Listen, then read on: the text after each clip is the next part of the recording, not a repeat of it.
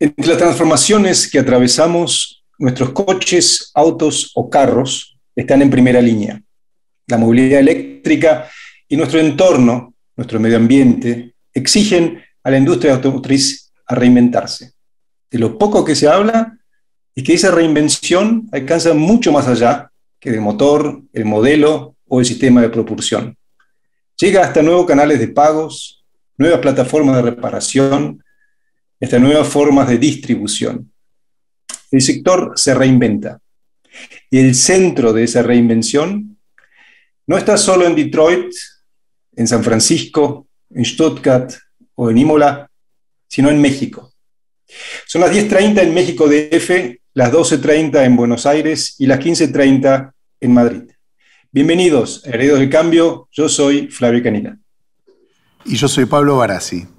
En un ejemplo de inteligencia y conciencia que nos apasiona, que nos inspira, hoy conversamos y sumamos y le damos la muy bienvenida a la comunidad de Herederos del Cambio a Loreane Lori García, nacida en Venezuela, vive, trabaja y cambia el mundo en el querido México.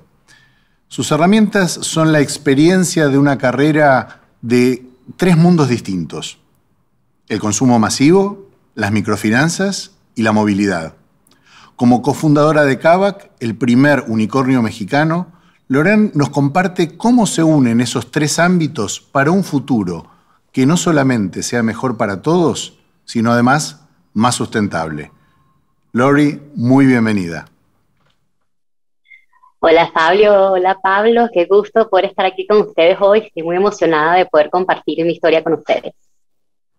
Una historia hermosa, Lori, y que todos estamos siguiendo con mucho detalle, con un montón de preguntas para hacerte. Eres cofundadora y Chief People Officer de Kavak, la empresa que está revolucionando, como decía Flavio, un sector como la movilidad en todo el mundo.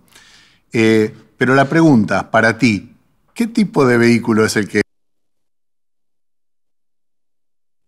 Mira, yo ahorita tengo una RAV y la verdad es que quiero ya terminar de asumir que necesito mudarme a la Mama Van, que es algo que estaba posponiendo por un rato, pero ya es el momento de tener mi minivan.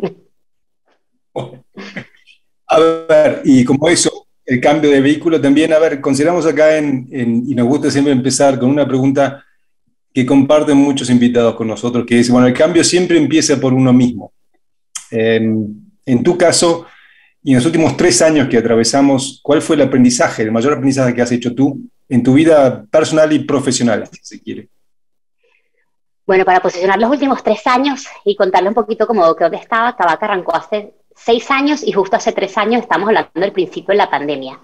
Para mí el mayor aprendizaje ha sido en este tiempo es que todo empieza por tu mindset y cómo tú te enfocas en lo que sí puedes hacer y bloqueas el resto, que es todo lo que no puedes hacer, y sigues por ese camino, ¿no? Y lo vi muy claro cuando arrancamos en la pandemia, que nosotros en Kavak empezamos a decir, bueno, todo lo que está pasando en el mundo, no sabemos cuánto va a durar, cómo va a funcionar todo, y decidimos bloquear el ruido y decir, a ver, ¿qué es lo que sí podemos hacer?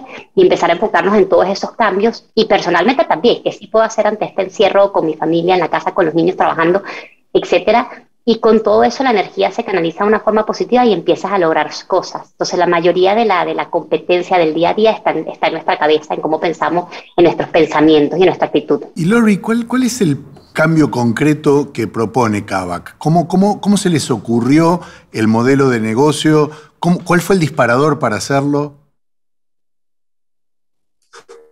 Mira, el disparador fue cuando mi hermano, que fue el que se le ocurrió la idea, él deja Colombia, consiguió un trabajo, él estaba trabajando en Colombia, consiguió un trabajo en México y en un momento muy rápido tuvo que decir, bueno, me mudo, ¿no? Y él quería vender su auto, que estaba nuevo, pero no tenía un network de que conocía a mucha gente allá y no lo pudo vender. Porque como todos sabemos, el proceso de tú vender un auto seminuevo es un proceso complicado, que toma mucho tiempo, que con quién hablas, que te reúnes con extraños, ¿no?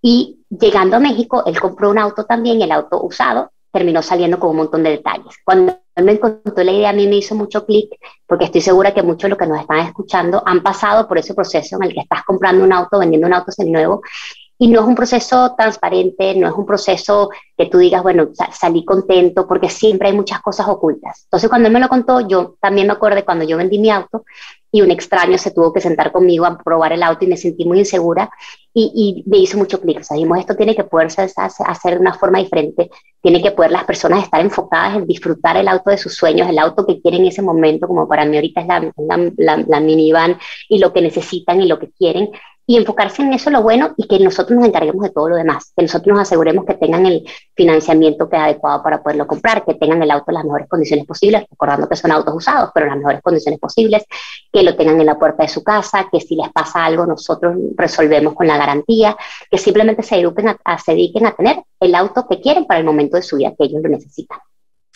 A ver, y eso suena así de simple, como dices tú, como uno pensaría, bueno, acá están simplemente vendiendo y comprando coches de un mercado secundario. Pero hoy, para ponerlo un poco en dimensión, Kavak está haciendo eso en toda Latinoamérica. El año pasado eran 1.900 personas, hoy son 8.000 personas, ya vamos a hablar de eso. Y están abriendo Turquía, están mirando creo que también el Medio Oriente. O sea, son un jugador global en un mercado que antes, así como decíamos al principio, nadie pensaría que ahí también pasa transformación. Pero a ver, todo emprendimiento atraviesa un camino y un diálogo con el mercado, como lo sabemos, y tiene que transformarse o adaptarse. Y ahí me interesaría saber de ti, ¿cuál fue el mayor acomodamiento que tuvieron que afrontar en Kavak y cómo lo superaron? O sea, uno parte con una idea y el mercado dice, no, por acá no. Yo diría que todos los días hay. Pero siento que nosotros lo bueno fue que cuando arrancamos la idea, nosotros queríamos, al principio dijimos, queremos asegurarnos de que las personas puedan tener un lugar seguro para vender su auto seminuevo y un lugar seguro para poder comprar un auto seminuevo, ¿no? Y nosotros poder ofrecer todo lo que tiene que ver en la cadena. Y cuando arrancas en mercados como los nuestros, en Latinoamérica, empiezas a darte cuenta que tienes que arreglar un montón de cosas alrededor para que esto ocurra. Entonces, cuando nosotros decíamos, por ejemplo, dijimos, oye, queremos ofrecer financiamiento. Perfecto, vamos a hacer alianza con los bancos, ¿no? Y empezamos a hacer la alianza con los bancos, nos fue bien, pero todavía la parte de créditos para autos seminuevos en Latinoamérica no está tan desarrollada. Para que tengan idea, menos del 5% de los autos seminuevos te dan crédito, que si tú lo ves en mercados desarrollados, ese número te da por encima del 60-70. Entonces nosotros tuvimos que montar nuestra financiera para poder agarrar y nosotros poder abrir el mercado, cambiar la forma en la que se dan créditos para que sea un proceso mucho más rápido, más ágil de aprobaciones a mayor personas y que puedas poder tener más gente teniendo el primer auto versus un grupo muy selecto de personas, ¿no? Ese fue el lado de financiamiento. Después dijimos, bueno, vamos entonces a nosotros reacondicionar los autos y resulta que nos volvimos tan grandes que los talleres alrededor ninguno podía darlo con nuestro volumen. Entonces nosotros tuvimos que desarrollar los mayores talleres de recondicionamiento en la región y ahorita tenemos los más grandes de la región y por una escala mucho más grande que los otros que existen para poder hacerlo. Empezamos a ver el tema de queremos poder ofrecer garantías, pero entonces cuando ofrecíamos garantías con los proveedores que estaban existentes no era exactamente lo que queríamos, entonces nos pusimos a desarrollar eso, después nos dimos cuenta que necesitábamos más datos y al final terminamos montando un montón de negocios necesarios para poder ofrecer nuestra primera propuesta de valor. Y eso es algo que ahora, por supuesto, nos hace más fuerte. Déjame llevarte un poco a algo más técnico, quizás. Yo empezaba antes en la introducción con que la industria automotriz está cambiando en todos sus aristas, en todos sus verticales, principalmente movilizada por el cambio digamos, a la electricidad. ¿Eso cuánto les puede llegar a cambiar a ustedes el modelo? Porque evidentemente un auto eléctrico no tiene el mismo tipo de reparación o financiamiento que un auto normal. Sería una pregunta muy técnica, pero quizá va al tema también, porque la disrupción está generando su propia disrupción también. Correcto, y ahí me encanta todo el tema de los autos eléctricos. Siento que para allá nos vamos a estar viendo y nos estamos yendo mucho más rápido de lo que pensamos, porque tiene un impacto súper importante en el medio ambiente y para nosotros más bien va a estar anclado porque al final nosotros estamos en una empresa recicladora de autos más grande, ¿no? Donde estamos, en vez de estar produciendo nuevos, estamos haciendo que los que estén en el mercado funcionen mejor para que tengan más larga vida. Entonces vamos a seguir siendo muy relevantes porque al final esos autos, pues va a haber que autos que están distribuyendo de forma usada cuando alguien ya lo quiera vender y quiera comprar uno y más bien vamos a abrir más acceso porque personas van a poder tener acceso a ese auto antes de lo que probablemente sería comprarlo nuevo. Y por supuesto nosotros vamos a tener que seguir adaptándonos y estando, más que adaptarnos, como que ser pioneros en el cambio, ¿no? O sea, desarrollar todos los capabilities para poder reacondicionarlos, para poder ver cómo funcionan, entenderlos y ser parte de los mejores que existen en la parte de atención de esos autos. Hablamos recién de cuánto la tecnología permite generar inclusión social. Latinoamérica es un muy buen ejemplo de el Quantum Lab que puede hacer una sociedad para que, digamos, la base de la pirámide pueda acceder a servicios como financieros, bancarios, comprar un auto, seguros, comprar una casa, que antes no tenían y gracias a la tecnología hoy lo pueden hacer. No obstante, ¿cuál es el mito que debemos eliminar a la hora que la tecnología lo puede hacer todo? O sea, ¿qué diferencia ves vos ahí entre quizá una región como Latinoamérica o una como Europa o Estados Unidos? O sea, ¿qué podemos aprender de nuestra experiencia? Yo diría que en Latinoamérica hay una diferencia clave, es que la tecnología puede hacer mucho. Nunca puede hacer todo porque la persona es la que en realidad es la que está detrás de la tecnología, ¿no? Pero la tecnología puede hacer mucho, depende de las datas y la información que le metas a eso para que te dé un resultado correcto. Y siento que en Latinoamérica todavía tenemos un gap muy grande en cuanto a los datos que existen y que esos datos y de que de los pocos que existen sean datos reales. Es algo que nos falta mucho, ¿no? Una cultura de data, de entender que la información está correcta, que tenemos la información correcta para poder tomar las decisiones, y ese es un gap que aún nos falta mucho. Entonces, en el caso de nuestros países, tenemos que triangular con muchas distintas fuentes de información para poder llegar a algo que se asemeje a la verdad, y siento que hay mucho hacia donde tenemos que ir creciendo para que la tecnología tenga un impacto real basado en la data que sabemos y en cómo vamos moviendo nosotros lo que haga falta alrededor. Entonces yo diría mucho por ahí, y cuando igualito tengamos un mundo de data espectacular, pues todavía tiene que tener la parte humana de poder entender de verdad qué tiene sentido, de verdad qué necesita la gente, qué cosas son lógicas y no. O sea, yo me acuerdo mucho la parte de la lógica cuando nosotros lanzamos Kavak, decidimos probar que la gente podía usar su auto por 7 días y si no le gustaba no los devolvía, ¿no? Y muchos nos decían, eso no tiene sentido, eso están locos, pero al final era algo muy lógico. O sea, tú quieres hasta una camisa que te compras la puedes regresar, porque un auto no. Y cuando probamos esa lógica y todo el mundo pensaba que estábamos locos, fue una de las cosas que menos problemas tuvimos. O sea, fue muy sencillo, fue muy lógico, la gente lo probó, no nos dio casi dolor de cabeza versus un montón de otras cosas que parecían más fáciles de lo que son. Entonces siempre tienen que estar esas personas para ir hablando esa lógica de lo que sí tiene sentido, ir probando y lo que sí tienes que estar moviendo y utilizando la tecnología para lograr un fin. No solo, nosotros muchas veces decimos, no es innovar por innovar, nada más por decir que estás haciendo algo diferente. O sea, tiene que tener un sentido lo diferente que estás haciendo y hacia dónde quieres ir con lo que estás logrando para que logres una transformación real, ¿no? Sino simplemente un cambio por un cambio. Ahí detrás, como tú dices, de la tecnología siempre está la gente. A mediados del año 2021 había 2.000 personas. Hoy ya trabajan con ustedes 8.000 personas, es un crecimiento del 300% en ese empleo. Y tú eres la responsable, además de que el talento se acerque, perdure. Te quiero llevar un poquito hacia el lado de la cultura, Kavak. Trabaja inteligentemente y haz que suceda. ¿Sucede? ¿Qué le da la cultura para que suceda? Bueno, primero les cuento un poquito sobre nuestra cultura, ¿no? Lo que me encanta decir lo que nosotros hacemos es que buscamos a personas talentosas y a esas personas les damos misiones que los sacan de su zona de confort, porque eso, cuando te sacan de tu zona de confort es que tú puedes ir más allá, y combinamos esas misiones con sus superpoderes y con que le brilla los ojos de lo que quiere hacer. Luego agarramos y definimos cuáles son las reglas del juego para poder trabajar como equipo y nos aseguramos que tenemos líderes que están dando el ejemplo, que están ejecutando y que están mostrando el camino de forma cultural. Ese proceso, como saben, cuando entran tantas personas, por supuesto las cosas se descarrilan. Para que tengan idea, la mayoría de las personas eran personas nuevas que estaban en Kavak.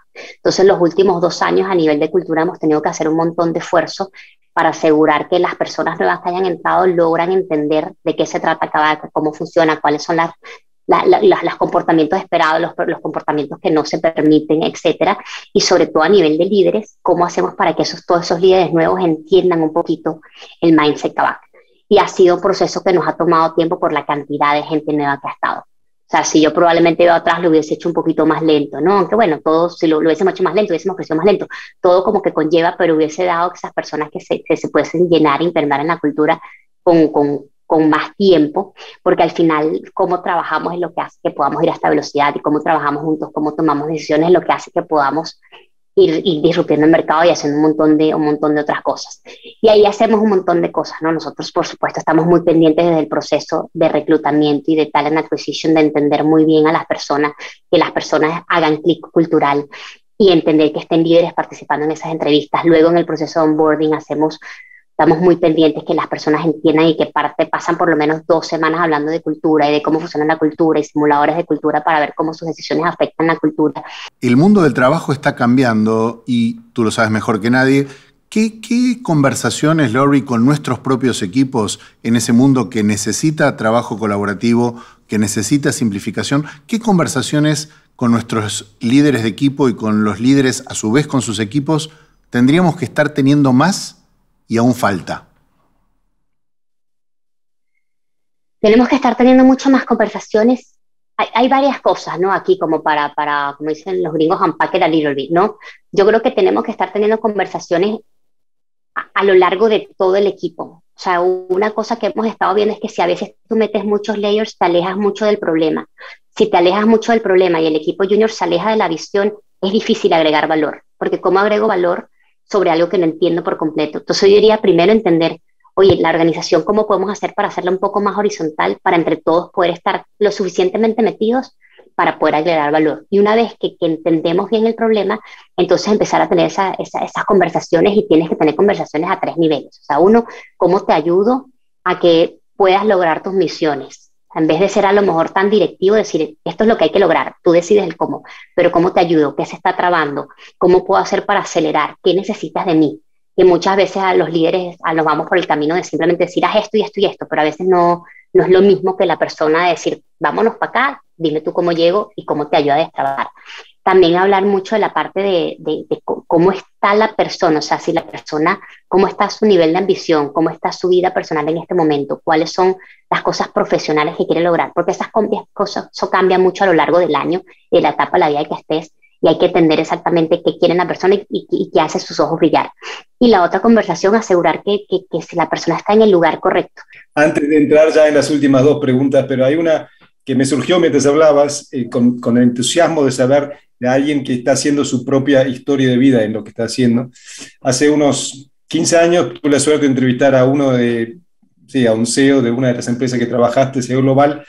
La pregunta que solía hacer en esa época era, ¿qué recomendación le haría él al ser, digamos, responsable de un grupo que de 30.000 personas en el mundo o más, a un joven manager, a un joven gerente para su carrera? Yo me esperaba cualquier cosa, pero una respuesta que me dio fue, me dice, solo una: saber gestionar la energía. En ese momento no entendía muy bien a qué se refería. Hoy que se lo entiendo un poquito más, pero te pregunto a ti, Lori, ¿cómo gestionas tú tu energía entre 2 niños, un unicornio, trabajar con tu hermano, ser responsable de 8.000 personas? ¿Cómo la gestionas? Increíble esa pregunta. Es algo que sí soy muy consciente de cómo lo hago, ¿no? Y cómo recargo, porque si llego al punto donde esa energía se me va menos, me va a costar mucho más subirla. Entonces yo sí todos los días estoy pendiente de decir, bueno, hay ciertas cosas que siempre quiero hacer. Y de acuerdo a eso, con horarios, a mí me ayuda mucho, porque digo, bueno, de esta hora a esta hora es cuando me despierto, cuando hago este tipo de cosas, porque esa es la energía que yo necesito para poder crear, que para mí, por ejemplo, funciona mucho las mañanas. O sea, yo me despierto muy temprano y ahí agarro y digo, esto es lo que tengo que estar produciendo. Luego tengo una parte donde reuniones, luego la parte donde estoy con mis niños, luego ciertas partes donde, bueno, digo, aquí recargo energía, y ver muy bien qué me recarga energía y qué no. Hay cosas chiquitas. Para mí, por ejemplo, ver televisión no me recarga energía. A mí me recarga más energía leer un libro. Y son cosas que yo he visto. O sea, cuando las mañanas en que medito, mi día va más en paz y fluye más tranquilo. Las mañanas en que hago mi gratitude journal, y son cosas que toman 5 minutos, son días en donde yo estoy con una mente también mucho más positiva, más agradecida de lo que viene el día, y mi día va diferente.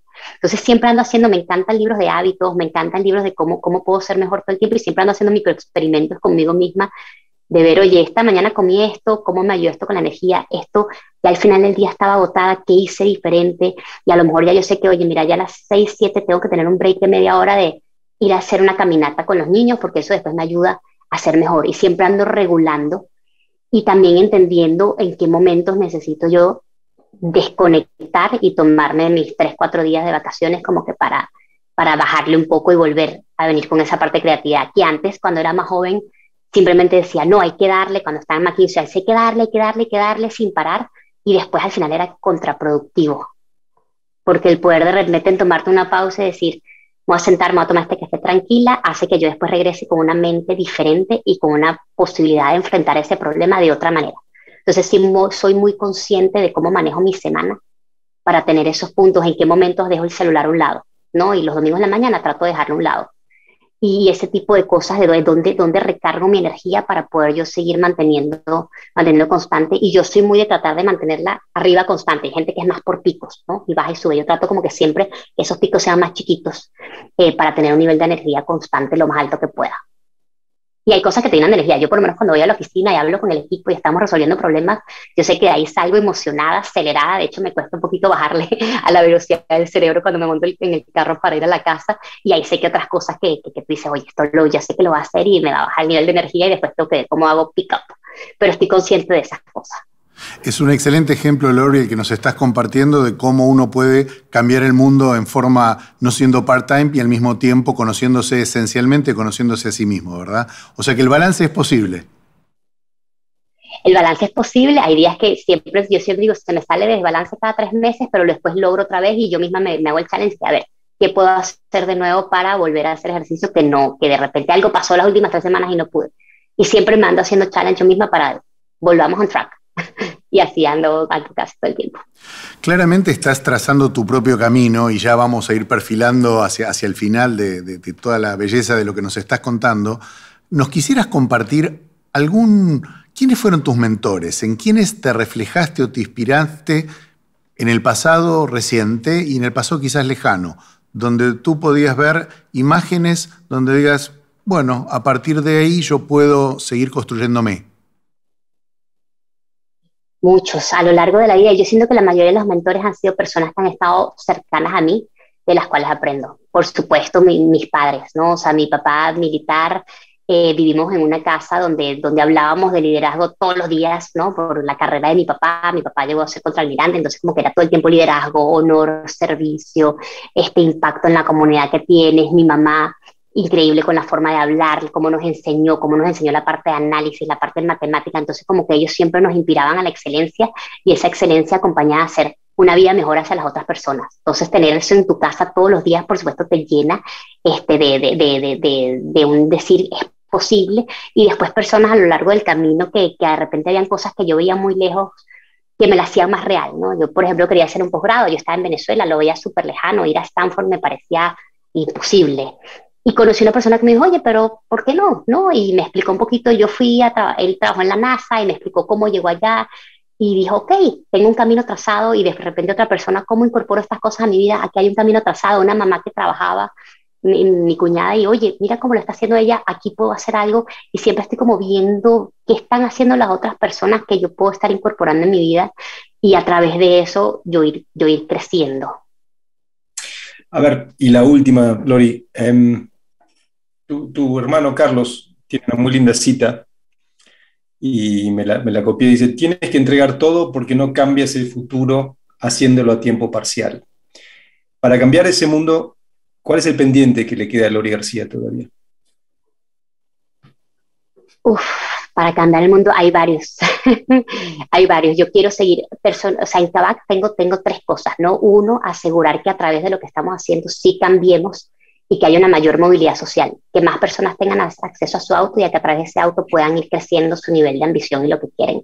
A través de Kavak también hacer que la parte de people y de personas sea realmente humano, ¿no? Y que deje de ser simplemente, bueno, recursos humanos y que sea que valoremos a las personas y que las personas se trabajen por lograr algo increíble más allá que un trabajo. Y quiero demostrar que recursos humanos lo puede hacer y lo puede hacer con números, que siempre dicen que es difícil hacerlo con números. Y el tercero, sí crear un mundo mejor para mis hijos y para las oportunidades que vengan, tanto oportunidades para las mujeres como cosas en general, que ahí podemos hablar un montón, ¿no? Pero ¿cómo podemos hacer para hablar de las cosas difíciles, el medio ambiente, hablar de las cosas difíciles, la salida de la pobreza, las enfermedades y toda esa parte que es algo que a lo mejor más adelante me gustaría seguir haciendo probablemente a través de Kavak o más en forma personal, pero todos los días siempre inventando cosas nuevas, ¿no? Ahí seguramente vamos a volver a hablar acá en Heredero del Cambio, si tú quieres, porque la parte de cómo cambiamos nuestro mundo desde todos los ámbitos es quizá la razón central por la cual generamos con Pablo esta comunidad. Con eso llegamos al final de esta edición de Herederos del Cambio. Muchas gracias, Lori, por este tiempo que nos dedicaste. Yo me quedo con una frase que me impactó muchísimo, que ya la dije, pero aún así creo que es bueno repetirla. La lógica de lo que es posible se aprende probando. Y yo creo que eso es un buen lema que deberíamos ponernos todos, no para crear un Kavak de 8.000 personas y cambiar el mundo, sino para nuestra vida personal. Por eso, Lori, muchas gracias por esta enseñanza. Muchísimas gracias a ustedes por permitirme conversar con ustedes hoy y contar un poco más de mí. Muchísimas gracias a ti, Lori, por tu tiempo, por tu experiencia riquísima y líderes conscientes en un mundo que tenemos que poner nuestro granito en la herencia. Lo que hacemos minuto a minuto, momento a momento, define lo que somos individual y colectivamente. Así que vamos a dejar aquí en nuestro episodio de hoy con este hermoso ejemplo y recuerden acercarnos todas las críticas y todas las observaciones para que Herederos del Cambio siga siendo el espacio preferido en toda la región para pensar juntos el hoy, pero siempre mirando el mañana. Hasta la próxima edición.